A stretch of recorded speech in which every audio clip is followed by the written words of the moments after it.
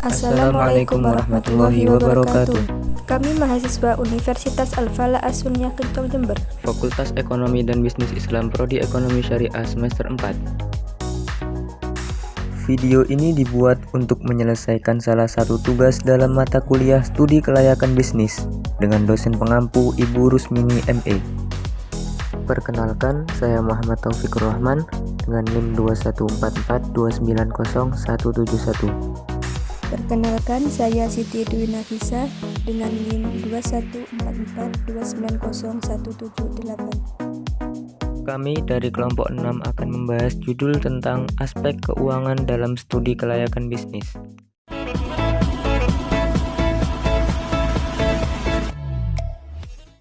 Pengertian keuangan. Keuangan adalah salah satu fungsi bisnis yang bertujuan untuk membuat keputusan-keputusan investasi, pendanaan, dan juga dividen.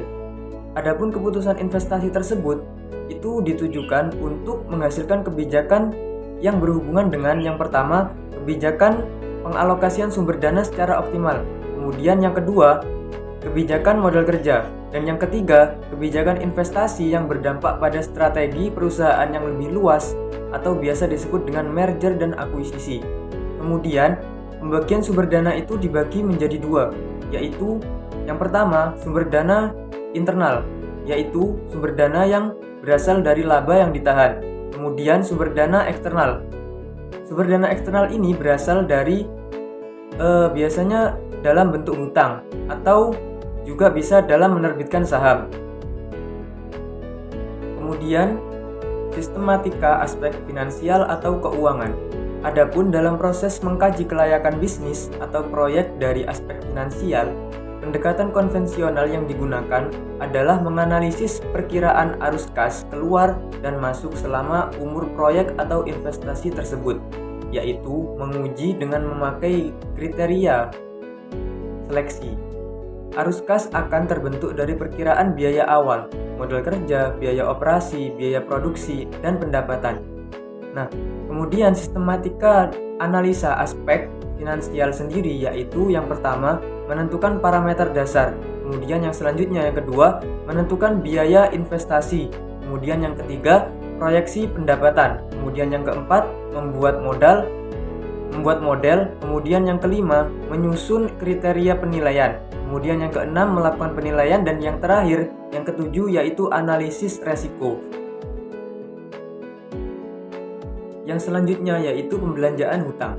Pembelanjaan hutang atau debt itu adalah sebagai sumber pendanaan yang akan memiliki resiko berupa pembayaran bunga atau interest dan pengembaliannya atau repayment. Hal ini dikarenakan adanya prinsip the risk return atau trade-off. Kemudian, hutang yang digunakan untuk membelanjai kegiatan perusahaan itu dapat dibagi menjadi dua.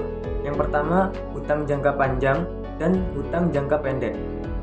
Hutang jangka panjang menurut Warren, Reeve, dan Fest itu akan diharapkan dibayarkan kembali dalam kurun waktu 1 tahun. Misalnya obligasi, hipotek, dan juga sebagainya. Hutang jangka panjang dapat digunakan untuk pembiayaan modal kerja ataupun membiayai aktiva tetap. Kemudian yang kedua ada hutang jangka pendek. Hutang jangka pendek menurut Warren, Reeve, dan Fest itu akan dikembalikan dalam kurun waktu tempo kurang dari 1 tahun. Hutang jangka pendek ini hanya dapat digunakan untuk pembiayaan investasi jangka pendek juga. Yang kedua, analisis pendapatan. Biaya pertama meliputi modal tetap untuk membangun proyek dan modal kerja. Modal tetap untuk membangun proyek, pengeluaran untuk studi kelayakan, perencanaan, dan pembangunan, pengeluaran untuk membiayai desain dan pembelian, pembiayaan untuk membangun instalasi dan fasilitas produksi, modal kerja, pengeluaran untuk membiayai keperluan operasi pada waktu pertama kali dijalankan.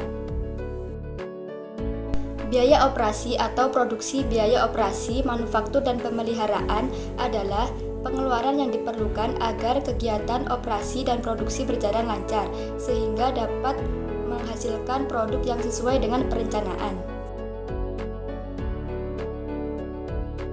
Yang ketiga, laporan laba atau rugi, neraca, dan arus kas atau laporan keuangan. Dalam rangka mengkaji analisis aspek finansial kelayakan investasi telah dipilih modelnya adalah arus kas. Namun sebelum menganalisis arus kas lebih lanjut, mari kita menganalisis terlebih dahulu laporan laba atau rugi neraca. Laporan laba atau rugi. Laporan laba atau rugi merupakan cara untuk melihat profitabilitas suatu usaha. Neraca. Laporan keuangan. Neraca menunjukkan posisi keuangan suatu perusahaan pada waktu tertentu yang dijabarkan sebagai berapa besar aktiva dan kewajiban pada awal sampai akhir tahun tutup buku. Arus kas. Laporan arus kas memberikan gambaran mengenai jumlah dana yang tersedia setiap saat yang dapat dipakai untuk berbagai kebutuhan operasional perusahaan, termasuk investasi yang juga memuat jumlah pemasukan serta pengeluaran yang disusun dengan menelusuri dan mengkaji laporan laba atau rugi dan neraca.